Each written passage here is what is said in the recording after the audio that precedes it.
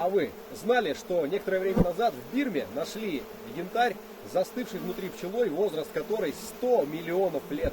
Вы только вдумайтесь, 100 миллионов лет назад пчелы уже были точно такие же, как сейчас. И когда по нашей планете ходили динозавры, пчелы уже летали, строили свои соты, заготавливали мед. Это ли не прекрасно, друзья мои? Самые безупречные с точки зрения эволюции создания — это вот эти вот полосатые маленькие насекомые. Обожаю пчел, чего и вам желаю.